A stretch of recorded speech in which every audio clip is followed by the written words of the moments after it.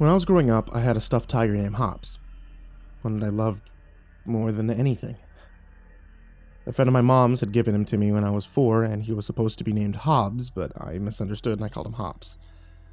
Well, he wasn't a particularly handsome tiger. In fact, didn't even have stripes. He was just a uniform reddish color. We all considered him a tiger anyway. And he had yellow glass eyes, a very long tail. When squeezed, you could feel that he was full of small objects, probably rice or little beads. His fur was fabulous because it wasn't made with anything synthetic. Mom said it was probably horsehair, and that I should treat him carefully. I was a little boy, though, so sometimes I was rough, but he never burst any seams. The thread he was held together with was tough, and he was made of some kind of thick leather that held him amazingly well. Well, when I was in college, Mom got rid of almost all my baby and kid stuff, except for him, at my request.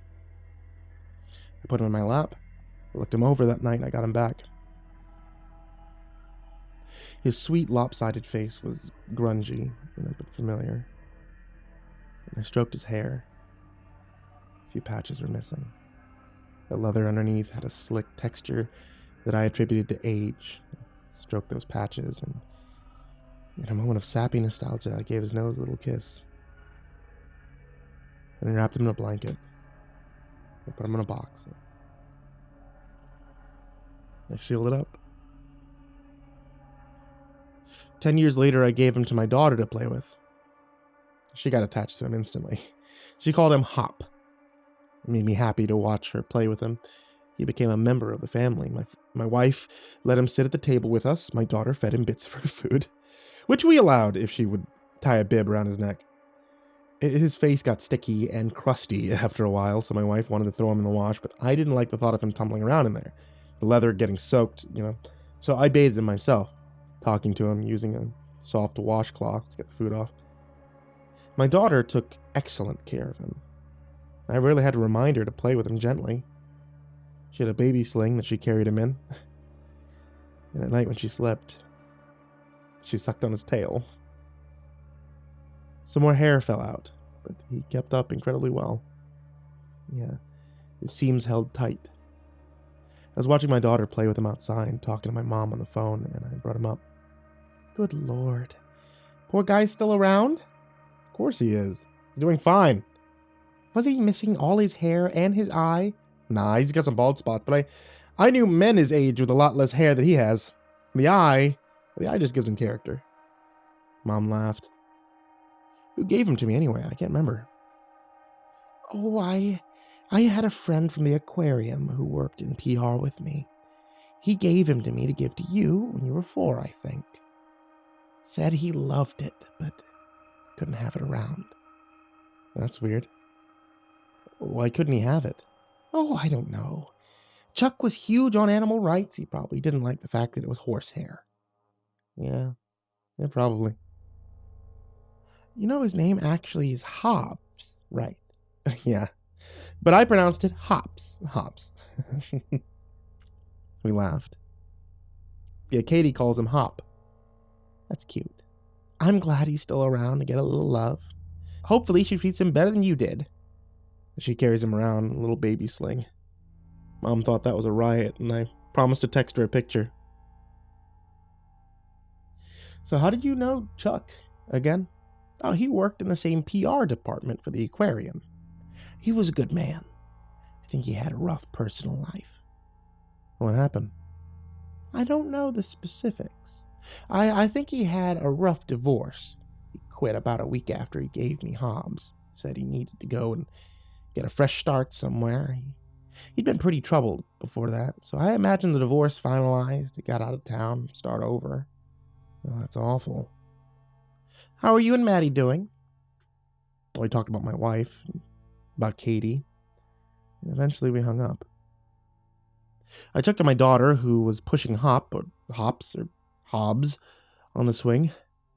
I told her to play safe. She yelled back that she would. I watched her.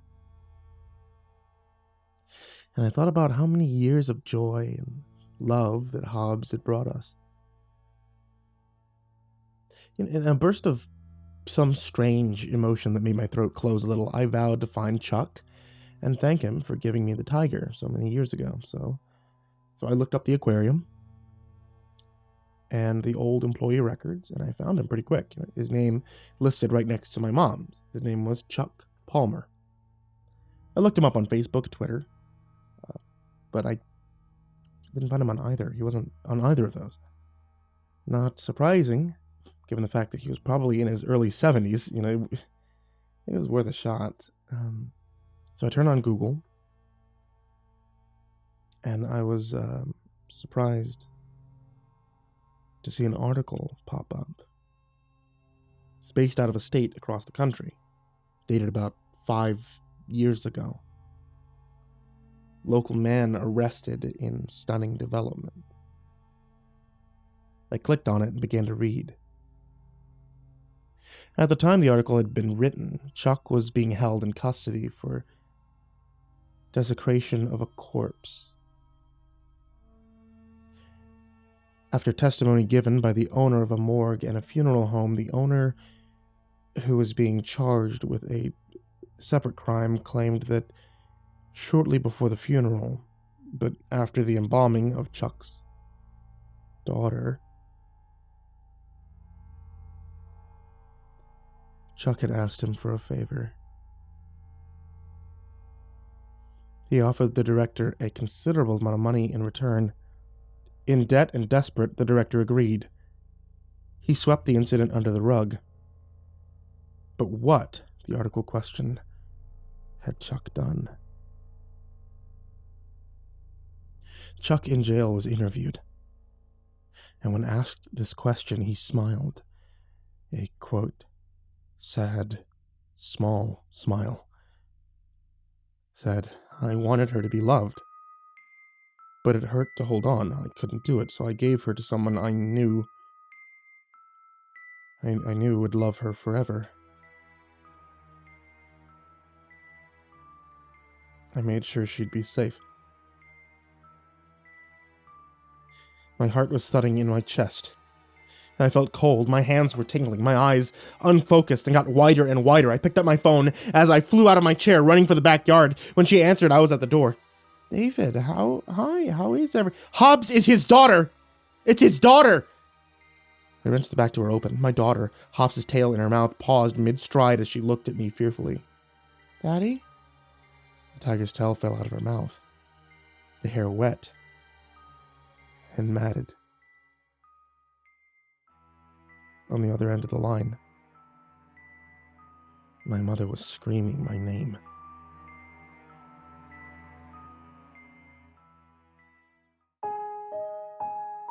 Good evening, kids. It's me, MrCreepyPasta, and I wanted to tell you thank you so much for watching tonight's video.